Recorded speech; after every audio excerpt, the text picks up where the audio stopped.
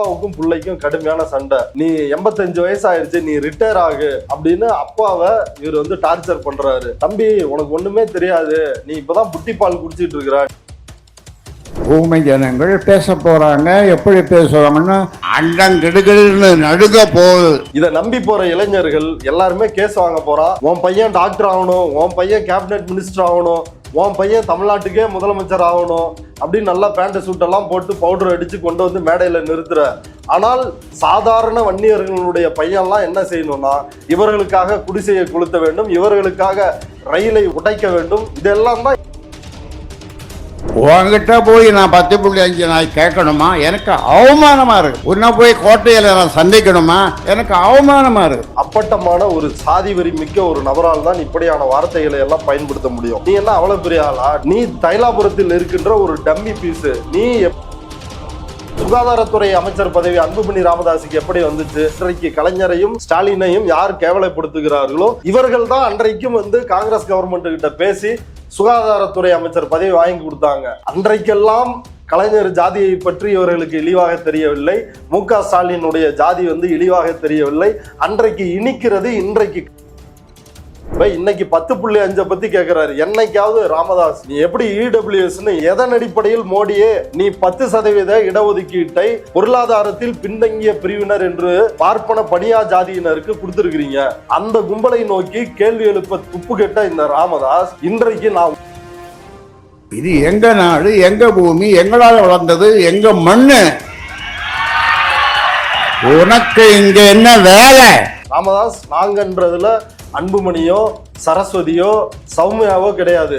நீங்க எல்லாம் கோடிக்கணக்கான வன்னியர்களுடைய ரத்தத்தை உறிஞ்சி வாழுகின்ற அட்டை பூச்சி குடும்பம். வன்னியர் கல்வி அறக்கட்டளை எப்படி சரஸ்வதி ராமதாஸ் கல்வி அறக்கட்டளையாக மாறியது? அதுக்கு ஏதாவது பதில் இருக்குதா? அன்புமணி நேத்தோ முந்தானத்தை பேட்டி கொடுக்குறாப்புல. ஒன்றிய அரசு எப்போ எடுக்கிறது, எப்போ வந்து இடஒதுக்கீடை வந்து நம்ம காப்பாத்துறது, 2026 தான் அவங்க எடுப்பாங்களா அப்படின்னு சொல்றாப்புல. ஏன் உனக்கு அசிங்கமா இல்லையா? அப்போ ஒன்றிய அரசு கணக்கெடுப்பு எடுக்காதுன்னு அந்த கட்சியோட கூட்டணி வச்சுக்கிட்டு ட்ரைப்ஸ் நேயர்களுக்கு வணக்கம். 10.5 இடஒதுக்கீடு சம்பந்தமாக பாட்டாளி மக்கள் கட்சி தலைவர் டாக்டர் ராமதாஸ் அவர்கள் கூறிய கருத்து சர்ச்சைக்குள்ளாகிறது. இது குறித்து பேசுவதற்கு திரு கரிகாலன் அவர்கள் நம்மோடு இணைந்துள்ளார். வாருங்கள் அவரோடு பேசுவோம். வணக்கம். வணக்கம் அரவிந்த். தொடர்ச்சியா 10.5% இடஒதுக்கீடு சமமா டாக்டர் ராமதாஸ் அவர்கள் கடுமையான வார்த்தைகளையும் அவரோட மகன் அன்புமணி ராமதாஸ் அவர்களும் கடுமையான வார்த்தைகளையும் புறவிச்சு வராங்க. அதன் தொடர்ச்சியா சமீபத்தில் பேசின கூட்டத்துல உங்க அப்பா வீட்டு காசா அப்படின்னு சொல்லி முதல்வரை பார்த்து பேசியிருக்காரு. இன்னும் பல விஷயங்களை பேசியிருக்காரு. அதை பத்தி நீங்க சொல்லுங்க. அதாவது இதுல ராமதாஸ் பேசின அந்த வார்த்தைகள் வந்து மிக மிக மிக கேவலமான வார்த்தை. ஒரு 85 வயது, நான் தமிழ்நாட்டின் மூத்த அரசியல்வாதி, இனமான காவலர், தமிழினத்தின் குடிதாங்கி, இப்படியெல்லாம் சொல்லப்படுகின்ற ஒரு நபர் பேசுவது மிக மிக அருவருப்பானது. அப்பட்டமான ஒரு சாதி வெறி மிக்க ஒரு நபரால் தான் இப்படியான வார்த்தைகளை எல்லாம் பயன்படுத்த முடியும். அவர் என்ன சொல்றாருன்னா, உன்கிட்ட நான் கேட்கணுமா, உன்னை வந்து கோட்டையில நான் சந்திக்கணுமா, எனக்கு அவமானமா இருக்குது, நான் உன்கிட்ட கேட்டா நீ மத்திய அரசை காட்டுற, இப்படி என்று தமிழ்நாட்டு முதல்வரை மிக ஒருமையில் மிக கேவலமாக சாதிய ரீதியாக பேசுகிறார். நான் உன்கிட்ட வந்து கேட்கணுமா, நான் உன்னை வந்து கோட்டையில சந்திக்கணுமா, நீ எல்லாம் ஒரு ஆளா அப்படின்ற அந்த கருத்திலிருந்து ராமதாஸ் இப்படியெல்லாம் பேசி இருக்கின்றார். இது சாதி ஆணவ புத்தியிலிருந்து, ஒரு ஜாதி வெறியிலிருந்து ராமதாஸ் இப்படியெல்லாம் பேசியிருக்கிறாரு அப்படின்றதான் பார்க்க வேண்டியது இருக்குது. தமிழ்நாட்டில் 8 கோடி மக்களால் தேர்வு செய்யப்பட்ட ஒரு முதல்வரை நீ என்ன அவ்வளவு பெரிய ஆளா? நீ தைலாபுரத்தில் இருக்கின்ற ஒரு டம்மி பீஸ். நீ எப்படி மக்களால் தேர்ந்தெடுக்கப்பட்ட முதல்வரை இப்படி பேசலாம்? மோடி இப்படி பேசிருவியா? நீங்க பேசிட்டு இருந்துருவியா? ஆனால் இந்த துணிச்சல் எங்கிருந்து வருகிறது என்றால், விக்கிரவாண்டி இடைத்தேர்தலின் போது ராமதாஸ் சொன்னாரு, 10,000 பேர் கூட இல்ல, அந்த ஜாதிக்காரன் நாட்டை ஆள்றான் அப்படின்னு சொன்னாரு.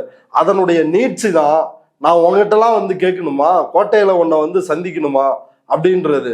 இப்ப 10,000 பேரோ 20,000 பேரோ ஜாதியை தமிழ்நாட்டு மக்கள் பார்க்கவில்லை. தமிழ்நாட்டு மக்கள் யார் நமக்கு நல்லது செய்வார்கள், எந்த கொள்கை நமக்கு நல்லது செய்யும் என்பதை பார்த்து வாக்களித்திருக்கிறார்கள். அதனால் இந்த அரசு இருக்கிறது. இந்த அரசு மட்டும் இல்ல, எந்த அரசுனாலும் அப்படிதான் வருது. அதை முதல்ல ராமதாஸ் அடிப்படையில புரிஞ்சுக்கணும். ராமதாஸ் யார்? சொந்த ஜாதியால் ஒரு கழிவை போல கைவிடப்பட்டு ஓரமா துடை தெரியப்பட்டிருக்கின்ற நபர் தான் ராமதாஸ். ஏன் சொந்த சாதிக்காரர்கள் கைவிட்டார்கள்? சமூக நீதி காவலர் அப்படின்னு இவர் மேடையில பேசலாம். ஆனா இந்த சமூக நீதி, இவர் பேசுகின்ற சமூக நீதி என்னன்னா, நாடக காதல் அப்படின்னு யாரும் லவ் பண்ணி மேரேஜ் பண்ணிடக்கூடாது. உடனே நாடக காதல் அப்படின்னு தர்மபுரியில் 3 கிராமங்களை 3 தலித் மக்களினுடைய குடியிருப்பை எரிச்சாங்க, குடிசையை கொளுத்துனாங்க. குடிசையை கொளுத்துவதுதான் ராமதாசினுடைய சமூக நீதி. அதாவது விக்கிரவாண்டி இடைத்தேர்தல்ல ரொம்ப எதிர்பார்த்தாங்க, இங்க வந்து நம்ம சமூகம் அதிகமா இருக்குது, விக்கிரவாண்டியில நம்ம நின்று ஜெயிக்க போறோம் அப்படின்னு ரொம்ப அதீத எதிர்பார்ப்புடன் தேர்தலில் போட்டியிட்டார்கள். அங்க உன்னை நிராகரிச்சது யாரு? அங்க உன்னை யார் நிராகரிச்சா? தங்களுடைய ஓட்டு சீட்டுகள் மூலமாக வன்னியர்களே உங்களை நிராகரித்திருக்கிறார்கள். தர்மபுரியில் சௌமியா அன்புமணியை நிராகரித்தது யார்? தர்மபுரியில் யார் பெரும்பான்மையா இருக்கிறா? அங்கேயும் வன்னியர்கள் தான் இருக்கிறாங்க. அங்க வந்து கணிசமான அளவிற்கு கல்வியில் இன்னும் முன்னேறாத பின்புலத்துல அங்க இருக்கிறாங்க. அங்கேயும் அப்படி ஒரு சூழலிலும் கூட அங்க இருக்கின்ற வன்னியர்கள் மிக தெளிவாக இவர்களை நிராகரித்திருக்கிறார்கள். ஏன் நிராகரித்திருக்கிறார்கள்? இவங்க சகோதரர்களாக இருக்கக்கூடிய 2 சமூகங்கள், வன்னியர்களுக்குள்ளேயும் பட்டியல் சமூகத்தில் உள்ள ஆதி திராவிடர் பறையர் சமூகத்தையும் மோத விடுவது, இவர்களை இவர்களுக்கு எதிரியாகவும் அவர்களை இவர்களுக்கு எதிரியாகவும் மேடைதோறும் சித்தரித்து இந்த மோதலை, கலவரத்தை தொடர்ச்சியாக தூண்டுவது. இதன் மூலமாக அந்த வன்னியர் சமூகத்து இளைஞர்களை அக்னி சட்டி டிஷர்ட், வீரப்பனோட டிஷர்ட்டை போட வச்சுக்கிட்டு அங்க போய் அந்த மக்களோட வம்புலுக்கு வைக்கிறது, சண்டை போட வைக்கிறது. இந்த நாடாளுமன்ற தேர்தலில் தர்மபுரியில் சௌமியாவினுடைய தேர்தல் பிரச்சாரத்தின் பொழுது இந்த வேலைய பாமக காரங்க பார்த்தாங்க. ஆனால் இதை எல்லாத்தையும் அங்க இருக்கின்ற பெரும்பான்மையான மக்கள் ரசிக்கவில்லை. இந்த ரவுடித்தனத்தை, இந்த பொறுக்கித்தனத்தை, இந்த ராமதாசினுடைய அயோக்கிய அரசியலை அவர்கள் விரும்பவில்லை. அதனால அங்க நிராகரிச்சாங்க. ஒரு புறம் இவங்க இப்படி போய் தலித் மக்கள்கிட்ட வம்புலுக்க வைக்கிறது. பாமக யாருங்க? வன்னியர்களிலேயே கடைந்தெடுத்த அயோக்கியர்கள், கட்ட பஞ்சாயத்துக்காரர்கள், திருட்டு பசங்க, மொள்ள மாறிங்க, இவனுங்க எல்லாரையும் சேர்த்து ஒரு கட்சியா உருவாக்கப்பட்டது அப்படின்னா அது பாமக. மற்றவங்களாம் யாருமே பாமகவில் கிடையாது. ஒரு படித்தவன் இல்லை அடுத்தவர்களை வந்து படித்து முன்னேற வேண்டும், உண்மையிலேயே வன்னியர்கள் கல்வி பொருளாதாரத்தில் படித்து மேலே வரணும் அப்படின்னு சிந்திக்கிற யாரும் பாமகவில் கிடையாது. இது போன்ற தேர்ட் ரேட்டட் ரவுடி பொறுக்கி கும்பல் தான் பாமகவில் இன்ன வரைக்கும் இருக்கிறாங்க. அந்த பிரச்சாரத்தின் பொழுது கூட, தர்மபுரி நாடாளுமன்ற தேர்தல் பிரச்சாரத்தின் போது கூட ஒரு வன்னியர் சமூகத்து இளைஞர் சௌமியா அன்புமணியை இப்ப இடைமறிக்கிறாரு. நீங்க பிஜேபியோட கூட்டணி வச்சுக்கிட்டு எப்படி இடஒதுக்கீடுன்னு பேசலாம் அப்படின்னு நாக்க புடுங்குற மாதிரி கேட்டாரா இல்லையா? எல்லா ஊடகத்திடம் அந்த செய்தி வெளியே வந்துச்சா இல்லையா? அதற்கு ஏதாவது அன்புமணியிடம் பதில் இருக்கிறதா? சௌமியாவிடம் பதில் இருக்கிறதா? ராமதாஸிடம் பதில் இருக்குதா? யாருக்காவது பதில் இருக்குதா? ஒரு வெங்காயமும் கிடையாது. ஆனா மேடையில் ஏறினால் நான் தான் சமூக நீதி காவலர். உண்மையில் அந்த 20% இடஒதுக்கீடு யார் கொடுத்தது? எம்பிசி அப்படின்ற மிகவும் பிற்படுத்தப்பட்டோர் அப்படின்ற பிரிவை உருவாக்கி அதற்கு முன்னாடி போராட்டம் நடத்துறாங்க, சாலை மறியல் போராட்டம். அதிமுக ஆட்சி காலத்தில் அன்றைக்கு எம்ஜிஆர் வந்து முதலமைச்சராக இருக்கின்றார். 21 வன்னியர்களை சுட்டு படுகொலை செய்கிறது அதிமுக ஆட்சி. இன்றைக்கு அவர் கொண்டாடுகின்ற, கடந்த காலங்களில் கொண்டாடிய எம்ஜிஆர் ஆட்சியில சுட்டு படுகொலை செய்யறாங்க. அப்படி படுகொலை செய்த கட்சியோடு எத்தனை முறை கூட்டணி வைத்தார் ராமதாஸ்? அந்த கணக்கை பத்தி கேட்போமா? அப்படி கூட்டணி வைத்தார்கள். ஆனா சுட்டு கொன்றவர்கள் எந்த இடஒதுக்கீட்டையும் வழங்கல. சுட்டு கொன்னதோட சரி. அதற்கு பிறகு கலைஞரே தன்னுடைய தேர்தல் வாக்குறுதியில் அதை ஒரு வாக்குறுதியா கொடுக்கிறாரு. நான் வந்தனா சமூக நீதிக்காக போராடிய இந்த ஜாதியினருக்கு, வன்னியர்களுக்கு இடஒதுக்கீட்டை உறுதி செய்வேன் அப்படின்னு சொல்றாரு. அதன் அடிப்படையில் ஆட்சிக்கு வந்த 53வது நாள் 20% இடஒதுக்கீடு, வன்னியர் உள்ளிட்ட 115 சாதிகளை ஒன்றிணைத்து இடஒதுக்கீட்டை தர்றாரு. அந்த இடஒதுக்கீட்டிலையும் வன்னியர் தவிர்த்து மீதி எல்லாம் யாரு? மீனவர்கள், பெர்னாண்டோ அப்படின்னு மிக மிக பின்தங்கிய நிலையில இருக்கிறவங்க. வன்னியர்களை ஒப்பிடும் பொழுது அவர்கள் நிலை இன்னும் பின்தங்கிய நிலை. இன்னும் ஆண்டி பண்டாரம், இன்னும் குயவர்கள், மன்னார்கள், இந்த சமூகம் எல்லாருமே எம்பிசியில தான் இருக்குது. இவங்கெல்லாம் எண்ணிக்கையிலும் சரி, அவங்களுடைய சமூக பொருளாதார நிலையும் சரி, வன்னியர்களை ஒப்பிடும் பொழுது மிக மிக பின்தங்கிய நிலை தான் இருக்குது. இப்படி ஒரு இடஒதுக்கீட்டை உருவாக்கி கொடுத்தது கலைஞர். கலைஞர் இதை மட்டும் செய்யல. கலைஞர் இதை செய்ததற்காக ஒரு மேடை போட்டு ஒரு மன்னரை உட்கார வைக்க ஒரு நாற்காலி மாதிரி ஒரு நாற்காலியை தயார் செய்து அந்த நாற்காலியில் கலைஞரை அழைத்து போய் அமரச் செய்து, நீங்க தான் எங்க சமூகத்துக்கே தலைவர் என்று பேசிய வாய் தான் இந்த ராமதாசினுடைய வாய். அந்த நாராவாய் இன்னைக்கு என்ன பேசுது? நான் உங்ககிட்ட கேட்கணுமா? உங்ககிட்ட வந்து பேசணுமா அப்படின்னு சொல்லுது. இதை என்றைக்காவது 21 பேரை சுட்டு படுகொலை செய்த அதிமுகவை பார்த்து இவர் கேள்வி கேட்டு இருக்கின்றாரா? அல்லது சமூக நீதியை குழி தோண்டி புதைத்து 3%, 4% இருக்கின்ற பார்ப்பனர்களுக்காக ஒட்டுமொத்த பிற்படுத்தப்பட்ட ஒடுக்கப்பட்ட மக்களினுடைய உரிமையை, வேலை வாய்ப்பை பறிக்கின்ற பார்ப்பன கும்பலை பார்த்து கேட்டிருக்கிறாரா அப்படின்னா என்றைக்கும் அவர் கேட்டதில்லை. வர்ணாசிரம படிநிலையில் தங்களுக்கு கீழே உள்ள மக்களையும் அவர் சமூகத்தை சார்ந்த மக்களையும் மோதவிட்டு அதிலிருந்து குளிர்காய்கின்ற ஒரு குடிசை குளித்தையாகத்தான் ராமதாசினுடைய சமூக நீதி அரசியல் இருக்கிறதே ஒழிய தன்னை ஒடுக்குகின்ற பார்ப்பன பனியாவை நோக்கி என்றைக்குமே அவர் கை நீட்டினதே இல்லை. இப்ப இன்னைக்கு 10.5 பத்தி கேட்கிறாரு. என்னைக்காவது ராமதாஸ் நீ எப்படி இடபிள்யூஎஸ்ன்னு எந்த கணக்கெடுப்பின் அடிப்படையில், என்ன ஜாதிவாரி கணக்கெடுப்பு நடத்தினியா? எதன் அடிப்படையில் மோடியே நீ 10% இடஒதுக்கீட்டை பொருளாதாரத்தில் பின்தங்கிய பிரிவினர் என்று சொல்லி பார்ப்பன பனியா ஜாதியினருக்கு கொடுத்துருக்கிறீங்க? அதுவும் அளவுகள் என்ன? வருஷம் 8 லட்சம் சம்பாதிக்க முடியாதவன் ஏழை, மாசம் 66,000 ரூபாய் சம்பாதிக்க முடியாதவன் தான் ஏழை, பொருளாதாரத்தில் பின்தங்கியவன் அப்படின்றதுக்கு அளவுகோல் என்ன?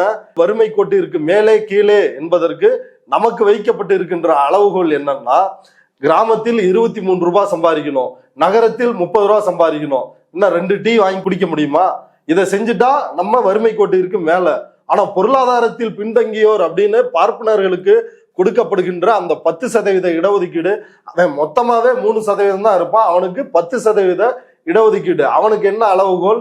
மாசம் 66,000 ரூபாய் சம்பாதிக்க முடியாதவன் அப்படின்னா டெய்லி ஒரு 2,500 ரூபாய் கிட்டத்தட்ட சம்பாதிக்க முடியாதவர்கள் ஏழைகள்.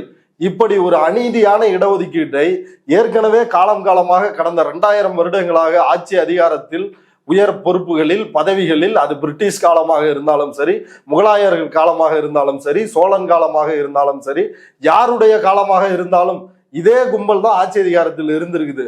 அந்த கும்பலை நோக்கி கேள்வி எழுப்ப துப்பு கெட்ட இந்த ராமதாஸ் இன்றைக்கு நான் உங்ககிட்ட வந்து கேட்கணுமா அப்படின்னு ஜாதி வரியோட பேசுறாரு. ராமதாஸ், நீங்க வந்து முதலமைச்சர் மு.க. ஸ்டாலினை பார்த்து இதெல்லாம் கேட்காதீங்க. போய் டெல்லியில இருக்கிறாருல, செங்கோட்டையில உங்க டாடி மோடி, அவரை பார்த்து கேளுங்க. கன்னத்தோட கன்னம் வைத்து உரசுனீங்கல்ல, அவரை பார்த்து கேளுங்க. நான் உங்ககிட்ட வந்து கேட்கணுமா? நீ ஜாதிவாரி கணக்கெடுப்பு எடுக்க மாட்டியா? இதெல்லாம் கேட்க வேண்டிய இடம் டெல்லி. நீ அங்க அவங்களோட வந்து கூட்டணி வச்சுக்கிட்டு குழாவிக்கிட்டு உன் பையனுடைய எதிர்காலத்திற்காக சிபிஐ வழக்குல மருத்துவக் கல்லூரிகளுக்கு முறைகேடாக அனுமதி கொடுத்த வழக்கில் அன்னைக்கு சுகாதாரத்துறை அமைச்சரா இருந்தாரு. அந்த சுகாதாரத்துறை அமைச்சர் பதவி அன்புமணி ராமதாஸுக்கு எப்படி வந்துச்சு? இதே கலைஞர் மூலமா தான். இன்றைக்கு கலைஞரையும் ஸ்டாலினையும் யார் கேவலப்படுத்துகிறார்களோ இவர்கள் தான் அன்றைக்கும் வந்து காங்கிரஸ் கவர்மெண்ட் கிட்ட பேசி சுகாதாரத்துறை அமைச்சர் பதவி வாங்கி கொடுத்தாங்க. அன்றைக்கெல்லாம் கலைஞர் ஜாதியை பற்றி இவர்களுக்கு இழிவாக தெரியவில்லை, மு.க. ஸ்டாலினுடைய ஜாதி வந்து இழிவாக தெரியவில்லை. அன்றைக்கு இனிக்கிறது, இன்றைக்கு கசக்கிறது. பாஜகவோட இருந்தா உனக்கு வந்து கசக்கத்தான் செய்யும். ஏன் கசக்காது? பாஜக நாட் ஓன்லி வன்னியர், இந்தியாவில் இருக்கின்ற எல்லா பிற்படுத்தப்பட்ட, மிகவும் பிற்படுத்தப்பட்ட ஒடுக்கப்பட்ட சாதிகளின் ஒரே எதிரி அப்படின்னு சொல்லணும்னா அது பாஜக, ஆர்எஸ்எஸ், சங் பரிவார் கும்பல். அந்த கும்பலோடு நீ கூட்டணி வச்சுக்கிட்டு நீ சமூக நீதியை பற்றி பேசுவதற்கு உனக்கு என்ன அருகதை இருக்குதுன்னு நான் கேட்கிறேன். உங்க அப்பா வீட்டு சொத்தையா நாங்க கேட்கிறோம்? இது எங்க மண்ணு, எங்க பூமி, நாங்க உழைக்கிறோம், நாங்க வாழ்றோம். அதாவது நாங்கன்றதுல நீங்க கிடையாது ராமதாஸ், நாங்கன்றதுல அன்புமணியோ சரஸ்வதியோ சௌமியாவோ கிடையாது.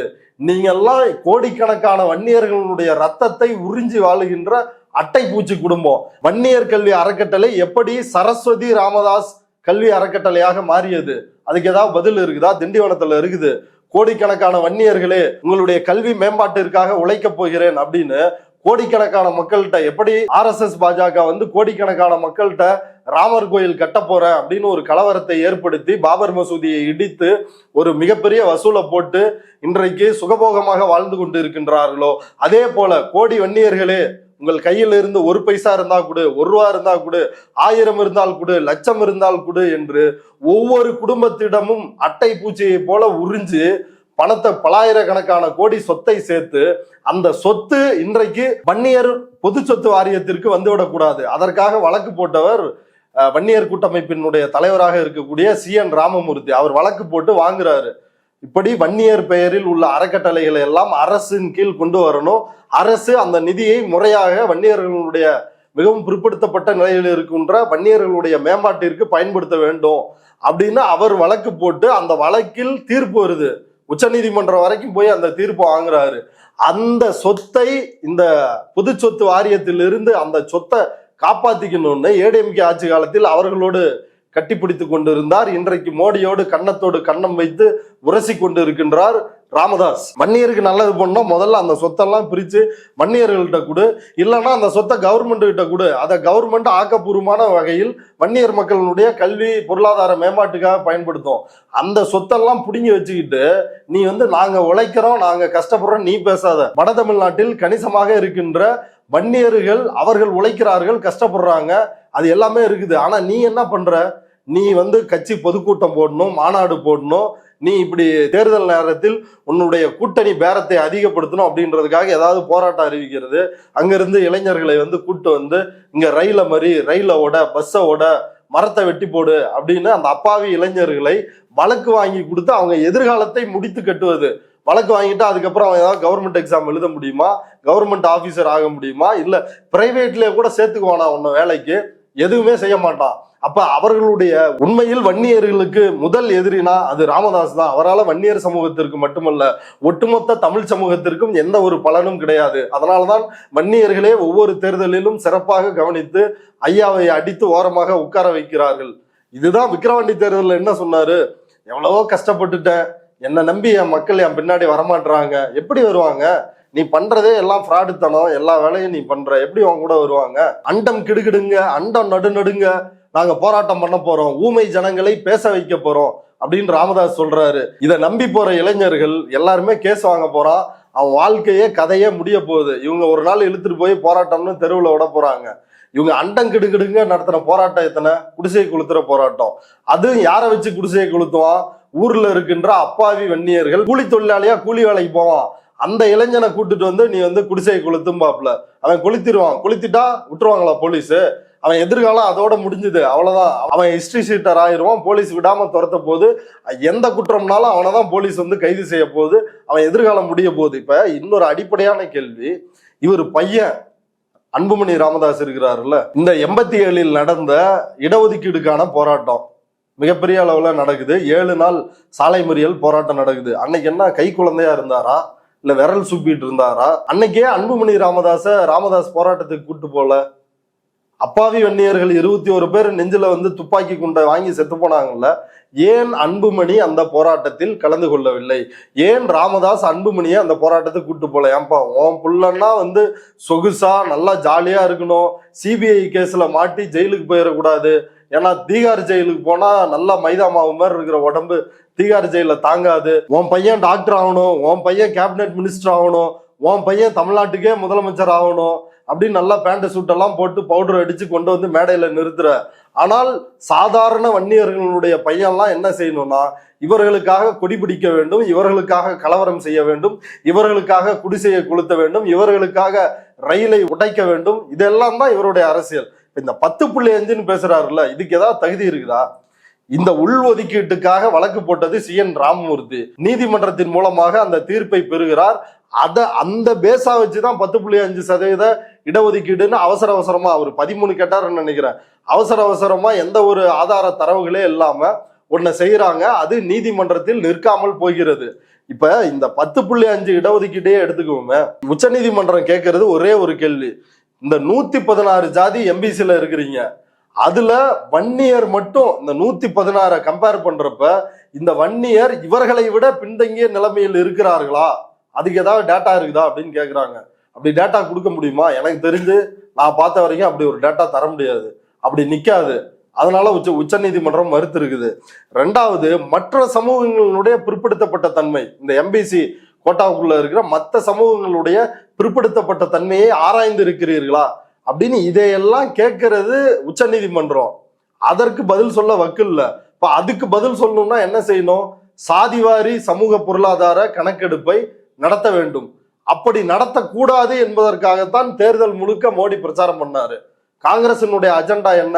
தேர்தல் அறிக்கையில் குறிப்பிடப்பட்டது என்ன?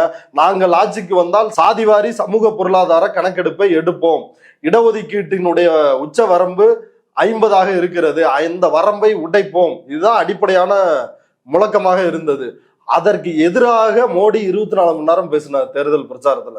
அதுக்கு எதிராக மோடி சொன்னதுதான் இந்துக்களே உங்க தாலியை கூட விட மாட்டாங்க, இந்துக்களே எரும மாட்டை கூட விட மாட்டாங்க, பறிச்சு முஸ்லீம்கிட்ட கொடுத்துருவாங்க. இந்துக்களின் இடஒதுக்கீட்டுக்காக காங்கிரஸ் பேசுகிறது. அப்படி இந்துக்களின் இடஒதுக்கீட்டுக்காக காங்கிரஸ் பேசும் பொழுது இந்துக்களே உங்களுடைய தாலியை பறித்து விடுவார்கள், தாலியை அறுத்து விடுவார்கள் அப்படின்னு பேசுனது இதே மோடி. அந்த மோடியோட கன்னத்தோட கன்னம் வச்சு நீங்க கொஞ்சம் குழாவிக்கிட்டு இன்னொரு புறம் இடஒதுக்கீடு வேணும் அப்படின்னு கேட்கறது எவ்வளவு பெரிய அயோக்கியத்தனம். ஒரு பச்சோந்தி கூட இவ்வளவு நிறம் மாத்துமான்னு தெரியாது ராமதாஸ். தயவு செஞ்சு பச்சோந்தியே வெக்கப்படும் அளவிற்கு இவ்வளவு நிறத்தை மாற்றுகிறீர்களே, இந்த வித்தையெல்லாம் எங்க கத்துக்கிட்டீங்கன்னு நமக்கு ரொம்ப ஆச்சரியமா இருக்கு. 10.5 மட்டுமில்ல, ஒட்டுமொத்தமாக இடஒதுக்கீடு திரும்ப ரீகன்ஸ்ட்ரக்ட் பண்ணணும் அப்படின்னா அதற்கு சாதிவாரி கணக்கெடுப்பு தேவை. அது ஒன்றிய அரசு தான் எடுக்கணும். ரெண்டாவது, இடஒதுக்கீடு அப்படின்றது நாங்க 1 கோடி பேர் இருக்கிறோம் அதனால கொடுங்க அப்படின்றது வந்து இடஒதுக்கீடு கிடையாது. சமூக ரீதியாக, கல்வி ரீதியாக நீங்கள் எந்த அளவுக்கு பின்தங்கி உள்ளீர்கள், அது நிறைய பெராமீட்டர்ஸ் இருக்குது. நீங்க வந்து குடி தண்ணி உங்களுக்கு எவ்வளவு தூரத்துல நீங்க போய் எடுத்துட்டு வர்றீங்க, அதுல என்ன சிரமம் இருக்குது, நீங்க குடிசை வீட்டுல இருக்கிறீங்களா, ஓட்டு வீட்டுல இருக்கிறீங்களா, இல்ல மாடி வீட்டுல, இப்படி பல பேராமீட்டர்ஸ் இருக்குது. அதை எல்லாவற்றையும் வெறும் சர்வேல பண்ண முடியாது. இப்ப அதை எல்லாவற்றையும் அளவீடு செய்யணும் அப்படின்னா ஜாதிவாரி கணக்கெடுப்பு ஒன்றிய அளவுல நடத்துற கணக்கெடுப்பின் மூலமாக தான் செய்ய முடியும். 2011 காங்கிரஸால் எடுக்கப்பட்ட இந்த மக்கள் தொகை கணக்கெடுப்பு அதை இப்ப வரைக்கும் பாஜக அரசு வெளியிடல. ஏன்னா வெளியிட்டா யார் எவ்வளவு இருக்கிறாங்க, இந்த பார்ப்பன பணியா திருட்டு கும்பல் எவ்வளவு அனுபவிக்கிறது அப்படின்றது வெளியே தெரிஞ்சிரும்ன்றதுக்காக இன்னை வரைக்கும் வெளியிடாம இருக்கிறான். உச்ச நீதிமன்றத்துல டேட்டா கேட்கிறப்ப அந்த டேட்டாவை கொடுக்காம இருக்கிறான். இதே வன்னியர் இடஒதுக்கீட்டுக்காகவும் அவன் டேட்டா கொடுக்கல. அதுக்கும் இந்த ராமதாஸ் வந்து வாய் திறக்கலன்றது ரொம்ப முக்கியமான விஷயம். அடுத்து 2021 இந்த மக்கள் தொகை கணக்கெடுப்பு எடுத்திருக்கணும், சென்சஸ் எடுத்திருக்கணும், அப்பயும் எடுக்கல. அன்புமணி நேத்தோ முந்தானத்தோ பேட்டி கொடுக்குறாப்புல, ஒன்றிய அரசு எப்போ எடுக்கிறது, எப்போ வந்து இடஒதுக்கீடை வந்து நம்ம காப்பாத்துறது, 2026 தான் அவங்க எடுப்பாங்களா அப்படின்னு சொல்றாப்புல. ஏயா உனக்கு அசிங்கமா இல்லையா? அப்போ ஒன்றிய அரசு கணக்கெடுப்பு எடுக்காதுன்னு அந்த கட்சியோட கூட்டணி வச்சுக்கிட்டு இதை வேற பெருமையா வெளியே வந்து சொல்றீங்க. சொல்லிட்டு தமிழ்நாடு அரசு எப்படி எடுக்க முடியும்? இப்ப தமிழ்நாடு அரசு சர்வே என்ற அடிப்படையில எடுத்தாங்கனாலும் அது நீதிமன்றங்களில் நிற்பதற்கான வாய்ப்புகள் குறைவு. அந்த வாய்ப்புகள் குறைவு அப்படின்றதுனாலதான் தமிழ்நாடு முதலமைச்சர் சட்டமன்றத்துல தீர்மானம் போட்டிருக்கிறாரு. இதை கூட புரிஞ்சுக்காம ஒன்றிய அரசை பார்த்து, மோடியை பார்த்து கேள்வி கேட்காமல், கேள்வி கேட்டால் ஜெயிலுக்கு போவோம் என்று தெரிந்து கொண்டு இங்க முழு அதிகாரமே இல்லாத ஒரு அரசு கிட்ட வந்து ஜாதிவாரி கணக்கெடுப்பு எடுங்கன்னு கேட்கறது ஒரு பச்சை அயோக்கியத்தனம். 2024-25 பட்ஜெட் வந்து வெளில வந்தது. அதுல எல்லா கட்சிகளும் ஒரே ஸ்டேட்மெண்ட் தான் சொல்லுவாங்க. ஆனா அந்த பாமக வந்து டாக்டர் ராமதாஸ் அவர்களும் அவரோட மகன் அன்புமணி ராமதாஸும் வேற ஸ்டேட்மெண்ட் சொல்லியிருக்கிறாங்களே, அதை பத்தி சொல்லுங்க. இல்ல, அதாவது டாக்டர் ராமதாஸ் சொல்றாரு, இந்த பட்ஜெட்டில் தமிழ்நாட்டுக்கு என்று எந்த சிறப்பு திட்டங்களும் கிடைக்காமல் இருப்பது வருத்தமளிக்குது அப்படின்றாரு அவரு. ஆனா பையன் என்ன சொல்றாரு, தமிழ்நாடுன்ற வார்த்தை இல்லையா பட்ஜெட்ல, நீங்க 25 MP சீட்டு கொடுத்துருக்கணும், கொடுத்திருந்தீங்கன்னா தமிழ்நாடுன்ற வார்த்தை இடம்பெற்றிருக்கும் அப்படின்னு திமிருத்தனமாக பேசுகிறார். இதன் பின்னணியில் ஒரு அரசியல் இருக்கிறது. அந்த அரசியல் என்னன்னா, அப்பாவுக்கும் பிள்ளைக்கும் கடுமையான சண்டை. நீ 85 வயசாயிருச்சு, நீ ரிட்டையர் ஆகு அப்படின்னு அப்பாவை இவர் வந்து டார்ச்சர் பண்றாரு.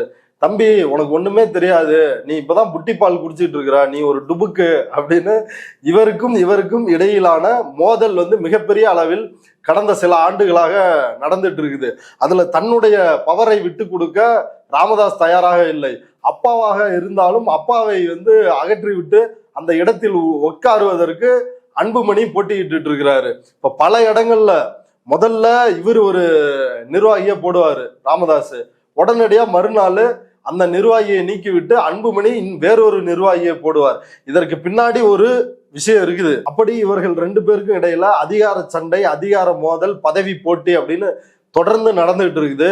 ராமதாஸ் இந்த தேர்தலில் கூட அதிமுகவோடு தான் நம்ம கூட்டணி வைக்கணும் அப்படின்னு அவர் கடைசி வரைக்கும் CV சண்முகத்தோட பேசிக்கிட்டு இருந்தாரு. இல்ல நம்ம பாஜகவோட கூட்டணிக்கு போனோம்னா நான் வந்து மத்திய அமைச்சராகிருவேன், அதனால நம்ம பாஜகவோட தான் கூட்டணிக்கு போகணும் அப்படின்னு அன்புமணி அடம் பிடிச்சு அந்த 2 பேருடைய அதிகார போட்டியில தான் ஒரு பக்கம் அதிமுகவோட முடிவாயிருச்சு அப்படின்ற நிலைமையில் பாஜகவோடு இவர் கூட்டணி வச்சாரு. அது மட்டும் இல்லாமல் இப்ப ராமதாஸ் இந்த அளவுக்கு எக்ஸ்ட்ரீமா பேசுறதுக்கு ஒரு காரணம் என்னன்னா, பையனும் சொல்ற பேச்ச கேட்கல, ஒரு பக்கம் திமுகவாவது கூட்டணியில சேர்த்துக்கிட்டாங்களாம், MLA MP சீட்டாவது தேரும், கட்சியும் நாளுக்கு நாள் தேஞ்சுக்கிட்டே போகுது அப்படின்னு எதிர்பார்த்தாரு. திமுக தன்னை சேர்க்காது, திமுகவினுடைய கதவுகள் பாமகவுக்கு எப்பொழுதும் மூடப்பட்டு விட்டது அப்படின்ற ஒரே ஒரு காரணத்திற்காகத்தான் இப்படி கொந்தளித்திருக்கின்றார். இந்த அப்பா மகன் சண்டை அப்படின்றது இதோட ஓய போகுதா அப்படின்னா கட்டாயம் ஓய போறது இல்ல. கடந்த பிப்ரவரியில் நடந்த கூட்டத்துல எனக்கு 85 வயசாயிருச்சு, ரிட்டையர் ஆகுங்கன்னு சொல்றாங்க, நான் முடியவே முடியாது, நான் ரிட்டையர் ஆக மாட்டேன்னு ஏற்கனவே ராமதாஸ் சொல்லி இருக்கிறாரு. இந்த அதிகார போட்டி, பதவி போட்டி அப்படின்றது இன்னும் மேலும் மேலும் பாமகவை முடக்கத்தான் போகிறது. தமிழ்நாட்டிற்கு தேவையில்லாத இருக்கின்ற ஆணி அப்பன் மகன் அதிகார சண்டையில் அந்த ஆணியை அவர்களே பிடுங்கிக் கொள்வார்கள் அப்படின்றது நம்முடைய எதிர்பார்ப்பாக இருக்கிறது. இவ்வளவு நேரம் இந்த விஷயத்தை குறித்து பல்வேறு தகவல்களை பகிர்ந்ததுக்கு நன்றி. நன்றி.